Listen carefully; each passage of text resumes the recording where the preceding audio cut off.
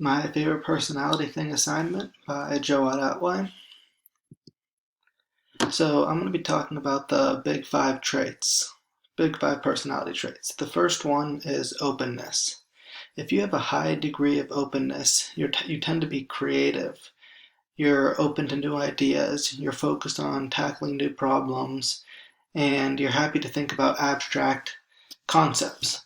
Well, if you have a low degree of openness, you dislike change, you like to keep the status quo, you're resistant to new ideas. You stick to the same ideology, and you don't like to stray upon it. And you dislike abstract and theoretical concepts.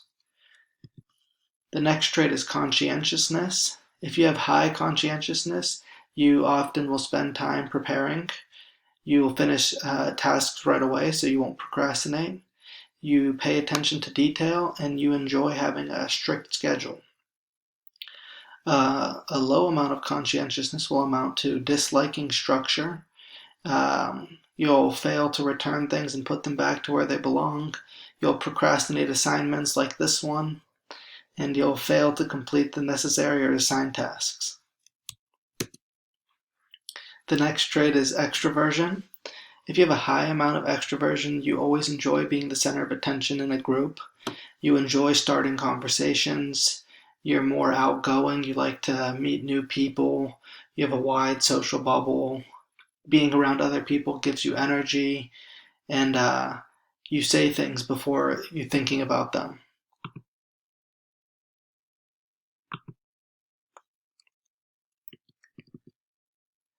If you have a low degree of extroversion, you prefer being by yourself. Having a conversation is difficult to start and maintain. You dislike small talk, and you carefully think about everything you say before you speak. And you very much dislike being the center of attention. The next trait is agreeableness.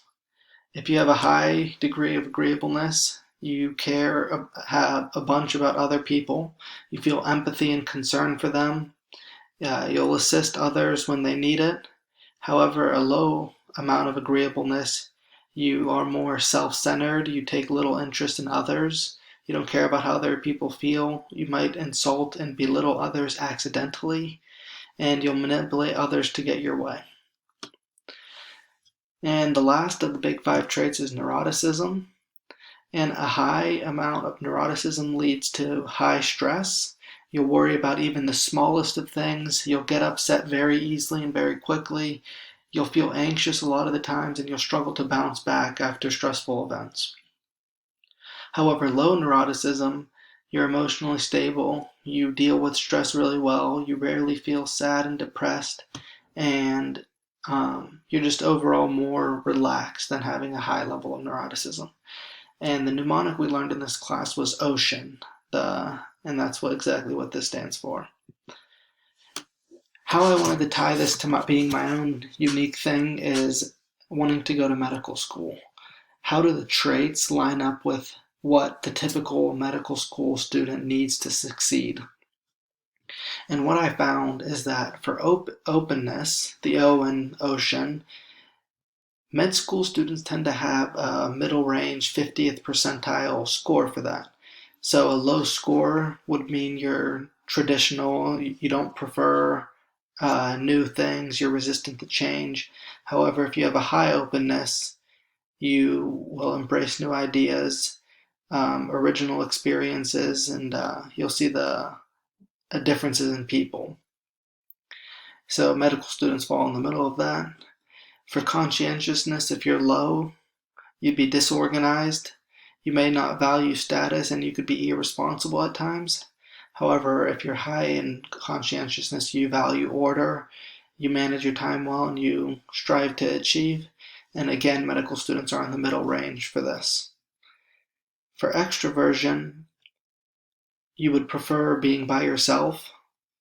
If you're low and you need to recharge after a single social event, so you're just alone time if you're low in extroversion.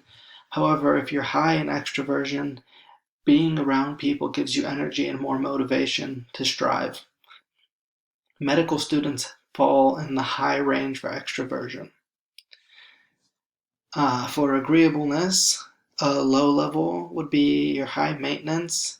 You tend to be manipulative, you have strong opinions, you're emotional.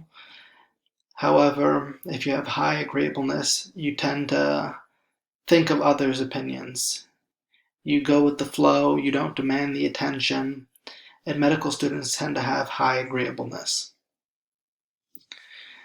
And for the last trait, neuroticism, for low, you would experience more positive emotions and cope with stress.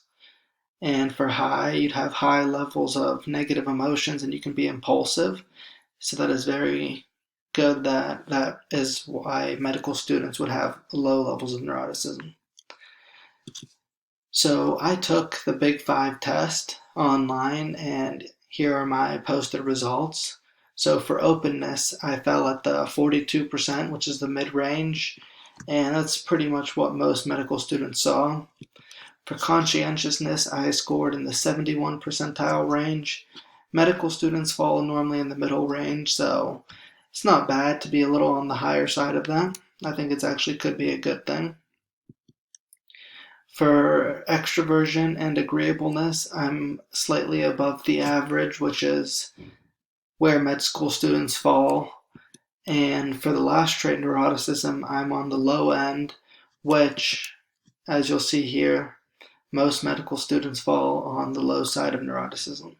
So I'm hoping that this test can basically give me the tools I need and the personality I need to succeed in med school. Thank you.